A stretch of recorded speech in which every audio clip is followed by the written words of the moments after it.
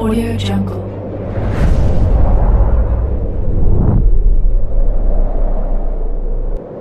Yo, balik lagi bersama Mimin di Manhwa TV.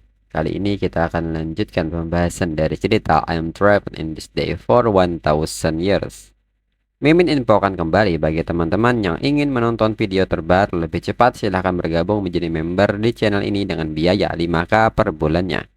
Jika tidak, teman-teman bisa bersabar lebih dulu selama 2-3 hari untuk menonton video tersebut.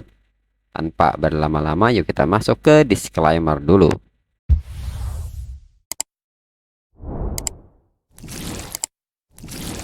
Disclaimer, silahkan abaikan hal ini jika kalian sudah mengerti. Ini peringatan mengenai konten di channel ini.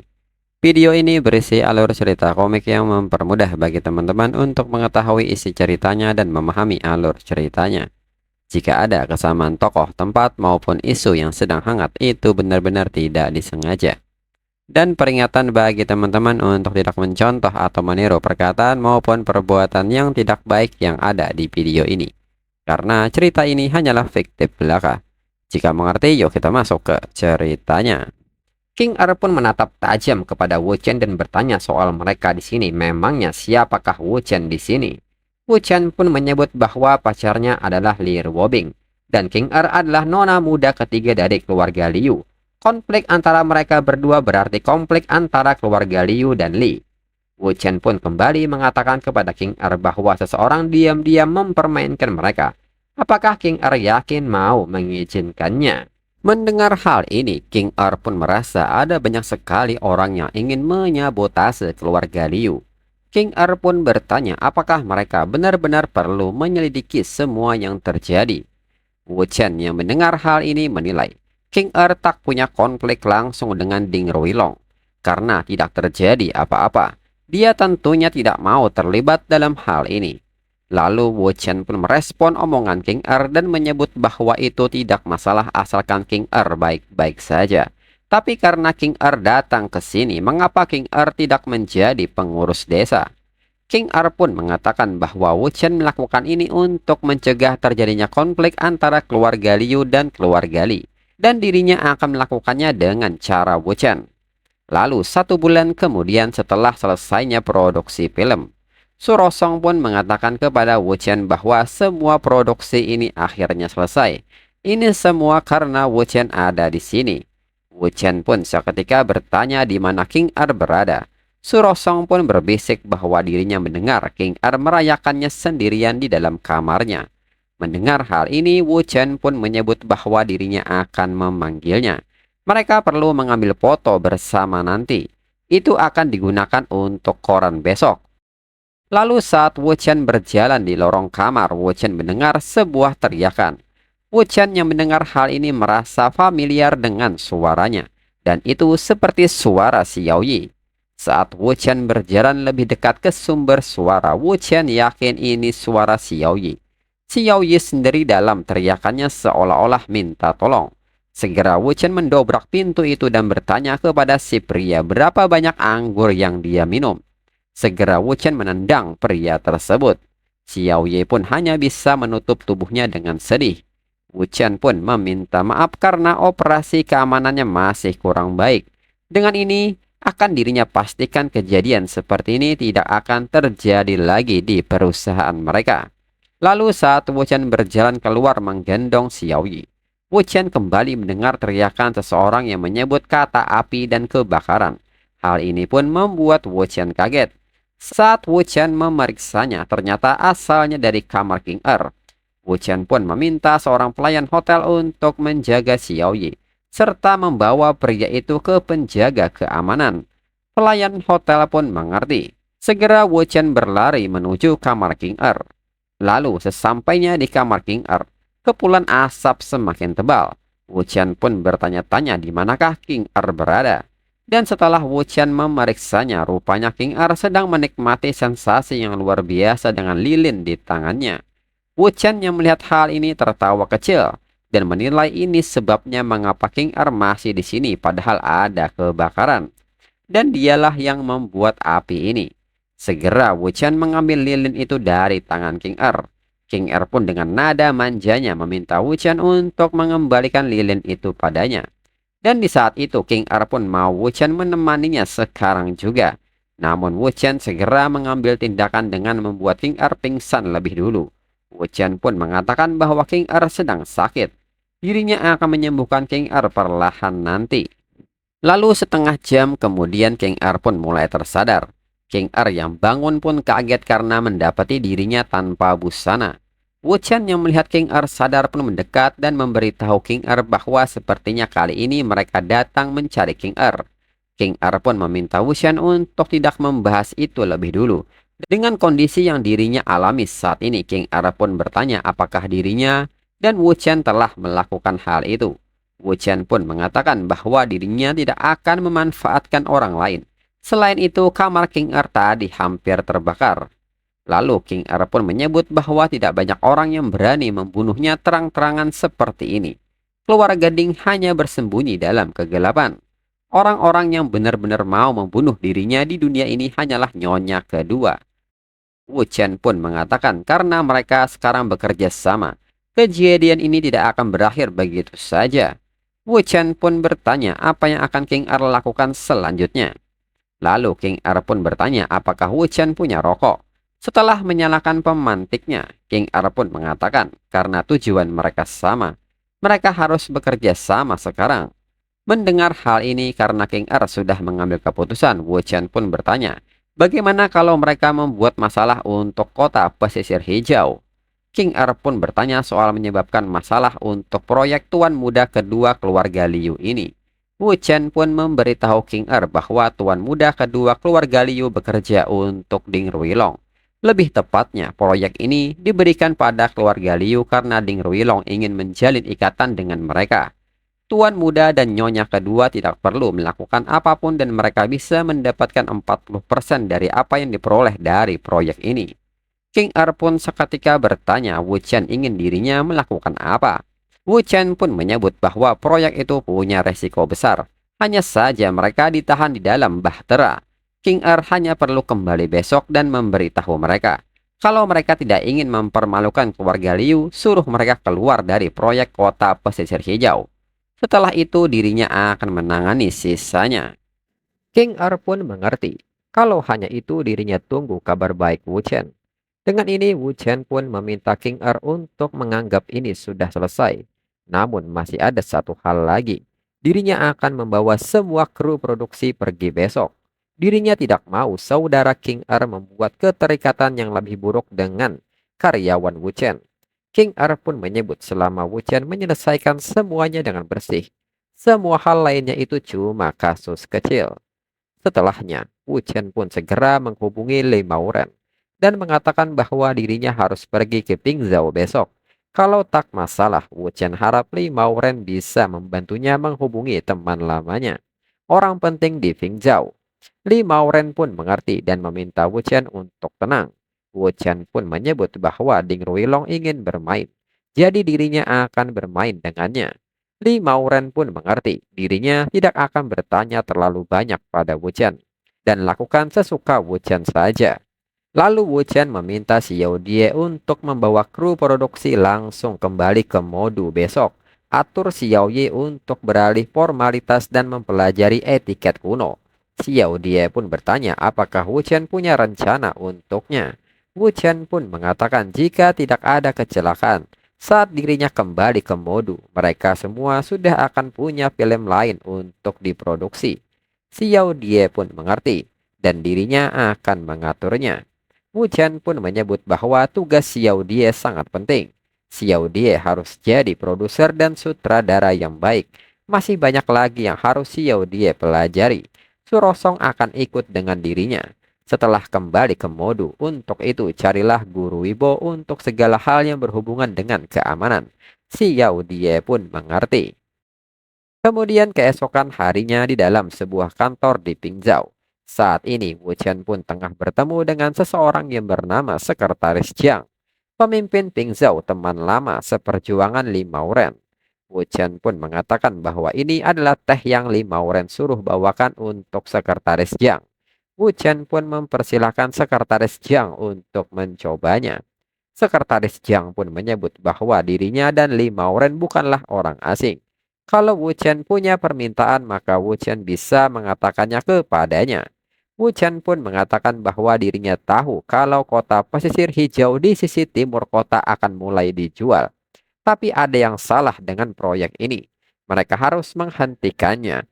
Jika tidak dihentikan tepat waktu, sesuatu yang buruk akan terjadi.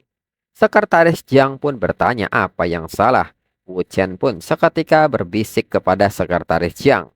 Dan Sekretaris Jiang pun mengerti, namun Sekretaris Jiang masih ingin mendengarkannya. Wu Chen pun menjelaskan sekarang real estate belum mulai terjual. Tidak akan ada insiden penipuan. Situasi di mana gedung-gedung kosong dan kota berubah jadi kota hantu tidak akan terjadi juga karena dirinya akan mengambil alih proyek itu dan membangunnya kembali.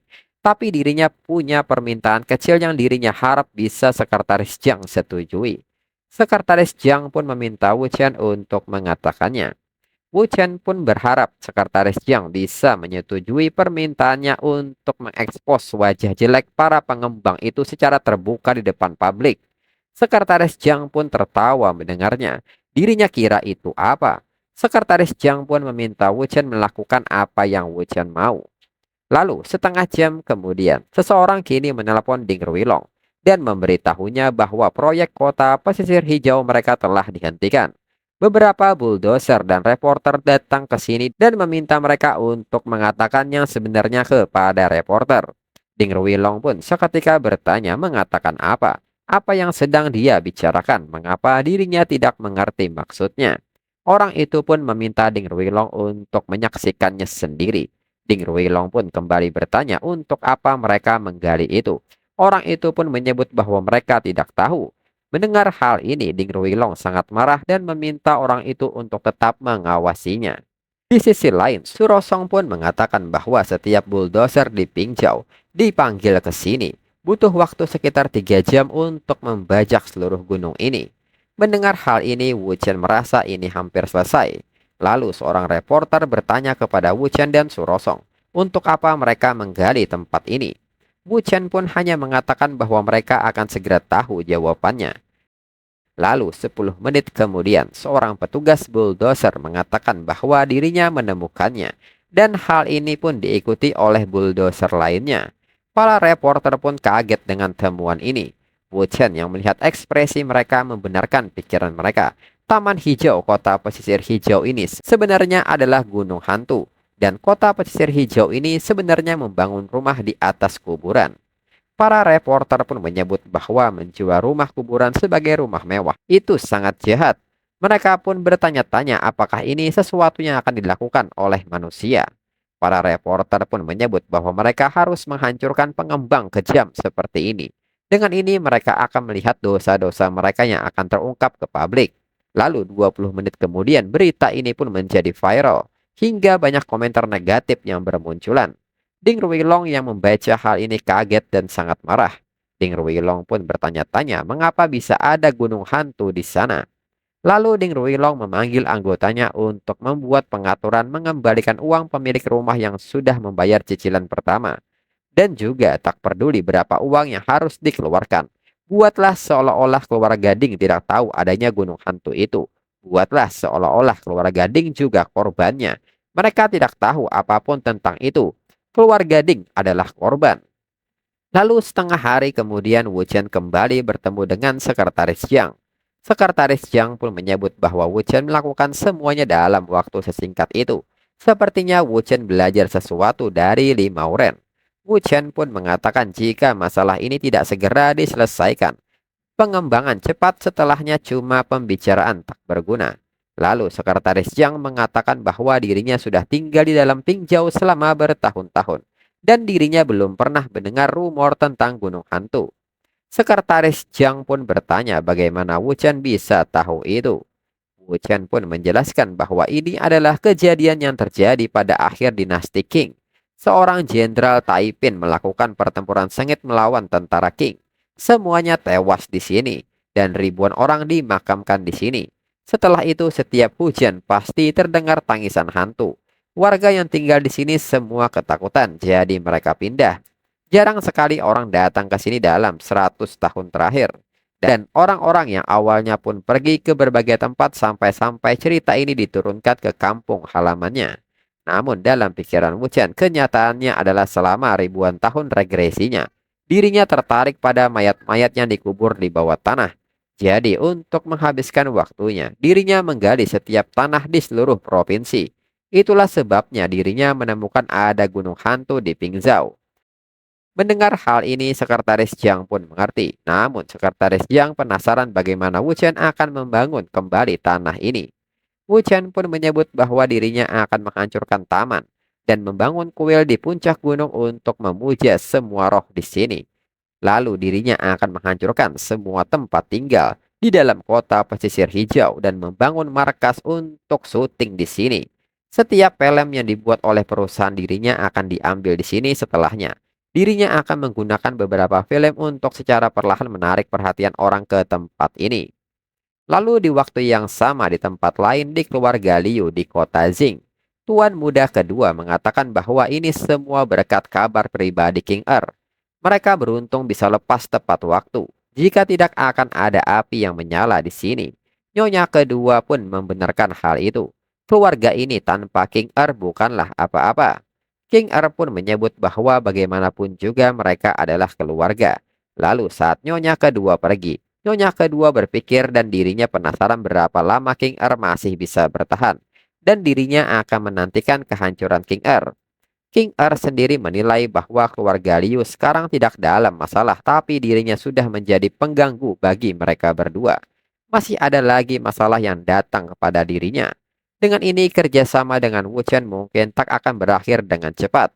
Lalu saat Wu Chen mengobrol dengan Sekretaris Jiang, Wu Chen menerima pesan dari King Er bahwa semuanya sudah beres dan mereka akan mencari waktu untuk mengobrol. Dan dirinya ingin terus bekerja sama dengan Wu Chen. Wu Chen yang membaca hal ini menilai bahwa sesuatu yang menarik akan terjadi. Setelahnya, saat Wu Chen sedang bersantai, Wu Chen mendapat sebuah pesan di mana dalam 48 jam lagi, Wu Chen pun diminta ke sebuah kafe di bandara Beijing. Di sana ada orang yang akan menunggu Wu Chen. Lalu 2 hari kemudian, Wu Chen sudah berada di tempat yang dijanjikan. Wu Chen yang memperhatikan keadaan sekitar bertanya-tanya di manakah dia. Lalu sebuah pesan kembali masuk di mana Wu Chen diminta mengikuti orang yang ada di depannya. Dan saat Wu Chen melihat ke depan, ada seorang bibi yang melakukan kontak mata dengan Wu Chen. Lalu bibi itu pun meminta Wu Chen untuk masuk ke dalam mobil. Hingga mereka tiba di sebuah hotel. Setelah berada di sebuah kamar, bibi itu pun membuka penyamarannya yang ternyata itu adalah King Er. King Er pun mengatakan setelah kejadian di Pengchao, dirinya diawasi terlalu ketat oleh tuan muda kedua dan kelompoknya. Jadi dirinya hanya bisa bertemu dengan Wu Chen seperti ini. Dirinya tidak punya pilihan lain. King Er pun meminta Wu Chen untuk duduk lebih dulu. Lalu King Er pun menjelaskan bahwa baik keluarga Liu maupun keluarga Ding sudah memeriksa masalah kecil antara Wu Chen dan Ding Ruilong. Di mata kedua keluarga itu, yang mereka lakukan hanyalah main-main seperti anak kecil demi memperjuangkan seorang wanita. Misalnya, Wu Chen menyingkirkan 2 orang Ding Ruilong. Bagi kedua keluarga itu, nyawa 2 orang ini tidak ada artinya. Alasan mengapa Ding Ruilong bisa melakukan apapun yang dia inginkan adalah karena para tetua keluarga Ding punya motif tersembunyi yang sangat besar. Tangan terbaik yang dimiliki keluarga Li adalah sumber daya pemerintah tingkat tinggi mereka. Itu sebabnya keluarga Ding bisa memanggil keluarga Li. Keluarga Dong yang baru-baru ini ditarik dan keluarga Ma dari Guangzhou. Keempat keluarga sepakat untuk menguji dan meluncurkan kota futuristik bertenaga surya di Arab Saudi. Orang-orang tidak bisa memahami besarnya manfaat yang dihasilkan. Padahal itu sejalan dengan strategi nasional saat ini. Mendengar hal ini, Wu Chen pun menyebut bahwa sepertinya King Er punya sedikit masalah dengan target ini. King Er pun membenarkan hal itu. Dalam proyek kecil ini, penanggung jawab keluarga Liu memang suaminya. Dia mendekati lawannya, putri dari Arab Saudi. Sangat dekat sampai-sampai dia berteman baik dengan sang putri. Dan ada foto yang diambil saat suaminya dan sang putri bertemu secara pribadi. Itu menjadi bukti ambigu untuk digunakan oleh orang lain dengan niat jahat. Wu Chen yang mendengar hal ini tertawa dan dirinya tidak perlu menebak kalau yang melakukan itu adalah 3 keluarga yang lain. King Er pun menyebut bahwa itu adalah keluarga Ding, dan semua foto ada di tangan Ding Ruilong. Mereka ingin memanfaatkan kenyataan kalau suaminya ada di Arab Saudi untuk mengacaukan keadaan hingga membagi bagian proyek yang didapat keluarga Liu dari 30% menjadi 10%. Dan mereka ingin suaminya memberikan posisi manajer kepada tuan muda kedua keluarga Liu. Mendengar hal ini, Wu Chen pun bertanya apakah maksud King Er ingin dirinya membuang foto-foto itu. King Er pun menyebut bahwa dirinya sangat mengenal suaminya, dan dirinya tidak tega menentangnya. Tapi kapan dirinya punya waktu untuk menyelinap pergi? Itu sebabnya pertama Wu Chen harus membantunya membuang foto-foto itu terlebih dahulu. Kedua, bekerja sama lagi dengan dirinya dan cari cara untuk mendapatkan kembali 30% keuntungan keluarga Liu.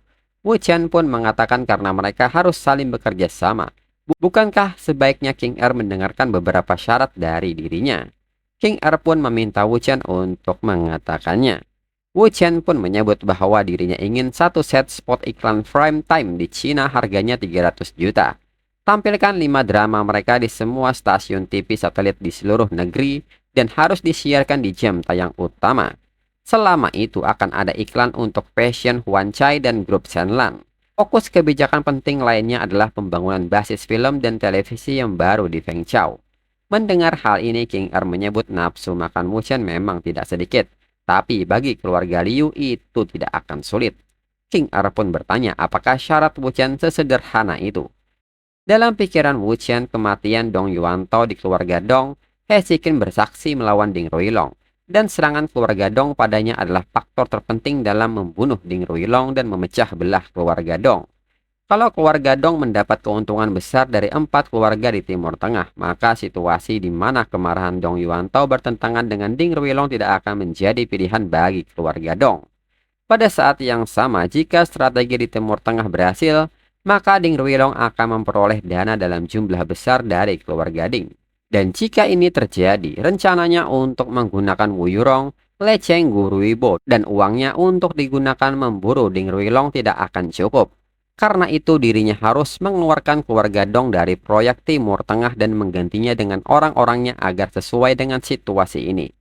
Lalu Wu Chen pun menyebut syarat lainnya kepada King Er, yaitu keluarga Dong harus keluar dari 4 keluarga itu. Lalu gunakan keluarga Liu untuk bertindak sebagai perantara dan buat keluarga Wu menggantikan keluarga Dong dalam proyek itu. King Er pun kaget mendengar Wu Chen meminta dirinya mengeluarkan keluarga Dong. King Er pun menyebut bahwa itu adalah hal terdekat yang bisa dilakukan oleh keluarga Ding dan Liu untuk memberikan proyek terbaik. Mereka generasi baru tak punya suara dalam hal itu. Wu Chen pun menyebut bahwa satu-satunya syaratnya adalah keluarga Dong harus keluar. Dirinya tidak pernah bilang kalau King Er yang harus melakukannya. King Er pun bertanya apakah Wu Chen bisa menanganinya sendiri. Wu Chen pun menyebut kalau keluarga Dong keluar dari proyek menangani foto tuan muda ketiga akan mudah. King Er harus memikirkan bagaimana menjadi perantara dengan keluarga Wu dalam proyek ini. King Er pun menekankan setelah Wu Chen berjanji kalau Wu Chen sudah menyelesaikan kedua tugas itu, maka mereka bisa membicarakan tentang perantara nanti. Wu Chen pun setuju dengan hal itu. Lalu 1 jam kemudian Wu Chen kembali menghubungi Jiao Ji dan bertanya apakah baru-baru ini Dong Chenggang sering terbang dari Huaxia atau Timur Tengah. Dan di saat yang sama di tempat Jiao Ji saat ini di Ginza, Dong Chenggang sedang berada di sana untuk bersenang-senang. Diketahui Dong Chenggang adalah generasi kedua yang berkuasa, yaitu ayah dari Dong Yuantao. Jiao Ji pun menyebut bahwa baru-baru ini ada pelanggan yang terjerat di sini. Jiao Ji pun bertanya ada apa dengan Dong Chenggang. Wu Chen pun menyebut bahwa sejujurnya dirinya perlu kutipan Dong Chenggang di segmen proyek Timur Tengah. Wu Chen pun bertanya apakah Jiao Ji bisa membantunya menyingkirkannya. Jiao Ji pun menyebut karena pengorbanan mereka semua akan sangat berarti dalam menyelesaikan misi Wu Chen. Bagaimana Wu Chen memberi kompensasi pada semuanya. Wu Chen pun menyebut karena misinya sulit, maka Jiao Ji bisa melakukan apapun yang Jiao Ji inginkan. Mendengar hal ini, Jiao Ji pun mengerti karena Wu Chen sudah menyetujuinya. Jika demikian, dirinya akan segera menyelesaikannya. Jiao Ji pun meminta Wu Chen untuk menunggu kabar baik dari dirinya.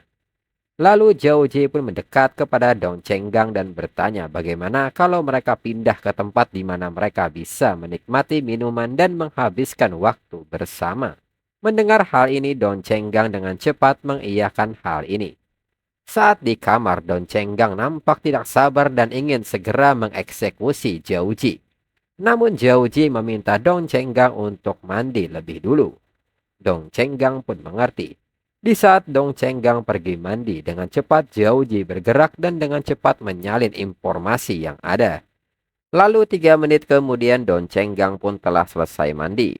Kembali Zhao Ji meminta Dong Chenggang untuk tidak terburu-buru, serta mengajak Dong Chenggang untuk minum anggur lebih dulu. Kembali Dong Chenggang patuh dengan Zhao Ji. Hingga pada akhirnya 1 jam kemudian Dong Chenggang tak sadarkan diri lagi karena mabuk serta beberapa bekas tanda isapan darah yang mematikan.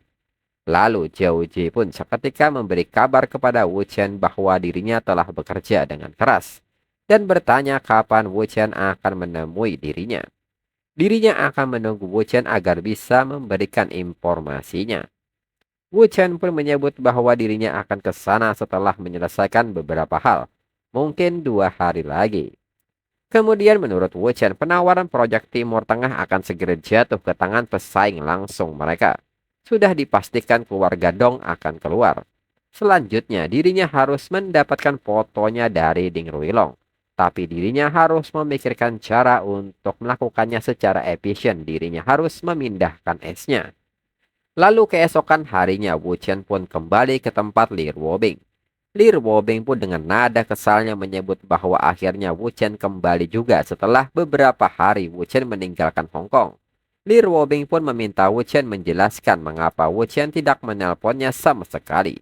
Namun Wu Chen tanpa berbicara tiba-tiba mendekati Li Ruobing. Li Ruobing pun bertanya apa yang sedang Wu Chen lakukan. Jangan kira kalau dirinya akan memaafkan Wu Chen. Namun secara tiba-tiba Wu Chen memberikan salam tempelnya kepada Li Ruobing. Lalu setelah 3 menit memberikan amplop tebal kepada Li Ruobing. Emosi Li Ruobing juga nampak reda. Dan menyebut bahwa tidak ada gunanya dirinya marah serta mempersilahkan Wu Chen untuk menjelaskannya. Wu Chen pun menyebut bahwa situasi di sisi Xiao Die sedang bermasalah dengan Ding Ruilong. Jadi dirinya harus di sana lebih lama untuk menyingkirkan proyek real estate di Fengchao. Mendengar hal ini, Li Ruobing menyebut bahwa kehilangan proyek real estate bukan hanya kehilangan beberapa ratus juta. Ini hal yang bagus.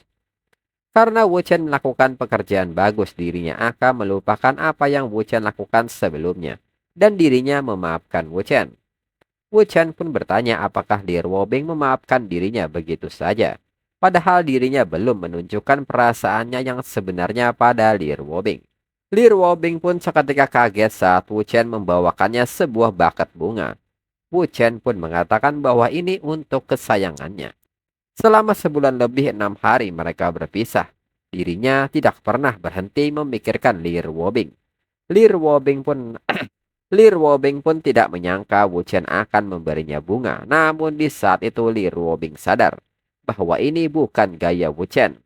Li Ruobing pun meminta Wu Chen untuk mengatakannya apakah Wu Chen mau menipu dirinya lagi.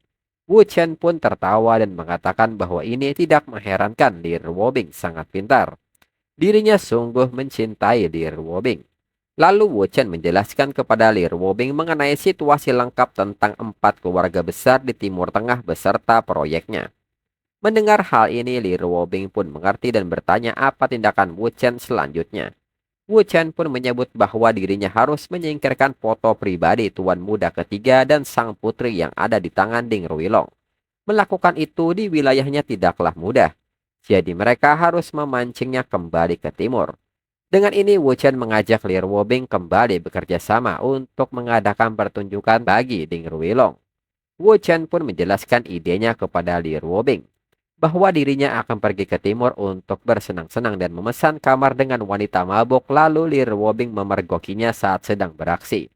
Meskipun Li Ruobing sebagai kekasihnya punya reputasi yang besar, Li Ruobing tidak peduli. Tapi kali ini dirinya kelewatan dan Li Ruobing melihat sifat aslinya, serta menganggap orang desa seperti dirinya akan selalu menjadi orang rendahan. Lalu mereka akan bertengkar sengit dan putus. Saat Ding Ruilong mendengar situasi itu, dia pasti akan berubah menjadi anjing rakus. Dia akan langsung pergi ke timur untuk mencari Li Ruobing dan menjadi anjing penjilat. Mendengar hal ini, Li Ruobing merasa meskipun mereka putus, Ding Ruilong tak akan mengikutinya. Mungkin mereka harus memikirkan ide lagi. Wu Chen pun menyebut bahwa Li Ruobing mungkin berpikir seperti itu, tapi Ding Ruilong tidak akan berpikiran sama. Dia hanya berpikir kalau tanpa dirinya, Li Ruobing akan di sisi Ding Ruilong. Itu sebabnya Li Ruobing harus mengabaikan Ding Ruilong sepenuhnya. Semakin Li Ruobing mengabaikannya, Ding Ruilong akan semakin berusaha menarik perhatian Li Ruobing. Dan dirinya akan punya waktu lebih banyak untuk mendapatkan foto-foto itu. Mendengar hal ini, Li Ruobing pun menyebut bahwa sepertinya dirinya tak perlu melakukan apapun dengan sengaja. Dengan ini, Li Ruobing pun setuju. Tapi setelah semua ini selesai, dirinya ingin Wu Chen menemaninya dengan baik. Wu Chen pun menyebut bahwa dirinya akan melakukannya meskipun Li Ruobing tidak mengatakannya. Meskipun mereka sudah sebulan tidak bertemu, dirinya selalu memikirkan Li Ruobing. Lalu keesokan harinya, seseorang memberi kabar kepada Ding Ruilong bahwa Li Ruobing baru saja putus dengan Wu Chen. Ding Ruilong pun bertanya kepada orang itu apakah dia yakin dengan kabar ini. Ding Ruilong pun tertawa puas mendengarnya. Kesempatan itu akhirnya tiba. Li Ruobing akan menjadi miliknya. Dengan ini, dirinya akan pergi ke timur untuk menyelamatkan Li Ruobing. Lalu setengah hari kemudian, Wu Chen bisa menyaksikan Ding Ruilong menjadi anjing penjilat Li Ruobing. Wu Chen pun tersenyum melihat hal ini. Ding Ruilong memang anjing yang rakus. Ding Ruilong datang jauh lebih awal dari perkiraannya. Segera Wu Chen mulai melancarkan aksinya dengan melakukan sesuatu kepada sistem registrasi hotel. Wu Chen yakin begitu Li Ruobing menolaknya, Ding Ruilong akan kembali ke hotel. Dengan ini dirinya akan melihat di manakah Ding Ruilong tinggal kali ini. Lalu tak berselang lama, Wu Chen pun menemukan hotel di mana Ding Ruilong tinggal. Kemudian keesokan paginya, Wu Chen pun menyebut Ding Ruilong sebagai anjing yang rakus. Bahkan saat ditolak, dia masih berharap diberi makanan. Dengan ini sudah hampir waktunya dimulai. Dan tak berselang lama, sistem hotel pun berbunyi. Seorang petugas hotel pun memberitahu manajer bahwa safety tank mampet dan air selokan menuju ke ruang listrik. Manajer pun meminta petugas untuk menarik saklar dayanya. Putuskan aliran listrik ke perangkat listrik apapun. Lalu petugas pun meminta maaf atas ketidaknyamanannya kepada Ding Ruilong. Ada kesalahan teknis yang membuat aliran listriknya padam. Mereka akan menyelesaikannya secepat mungkin. Lalu saat Ding Ruilong pergi, Wu Chen pun masuk dan menyebut Ding Ruilong terlalu sombong. Apakah dia kira barang yang ada di tangannya adalah yang paling aman? Dan fotonya belum Ding Ruilong cadangkan. Tapi Ding Ruilong tetap mau mengagumi strateginya. Namun ini adalah hal yang bagus menurut Wu Chen. Itu sebabnya dirinya menulis sesuatu yang khusus untuk sistem Ding Ruilong. Setelah Ding Ruilong mengklik foto tuan muda ketiga, sistem akan menggunakan kamera komputer untuk mengkonfirmasi identitas Ding Ruilong. Dan saat Ding Ruilong menutup filenya, program ini akan dimulai dan semua foto itu akan terhapus seluruhnya. Kalau foto-fotonya hilang, Ding Ruilong bahkan takkan bisa mengaitkannya dengan pemadaman listrik hotel. Begitu Ding Ruilong tahu kalau foto-foto itu hilang, Ding Ruilong takkan tahu alasannya. Setelah itu Ding Ruilong akan marah dan kemarahan Ding Ruilong tidak akan terlihat bagus saat menjilat. Itu akan membuatnya marah dan Ding Ruilong tak punya pilihan lain selain meninggalkan wilayah timur dengan kecewa. Dengan ini Wu Chen merasa lega, hasilnya sempurna. Kemudian di saat yang sama, sebuah telepon datang dari Wu Yurong. Wu Yurong pun menyebut Wu Chen sebagai jajingan. Akhirnya Wu Chen kembali ke Laut Timur. Wu Yurong meminta Wu Chen untuk pergi ke rumahnya dan bantu dirinya.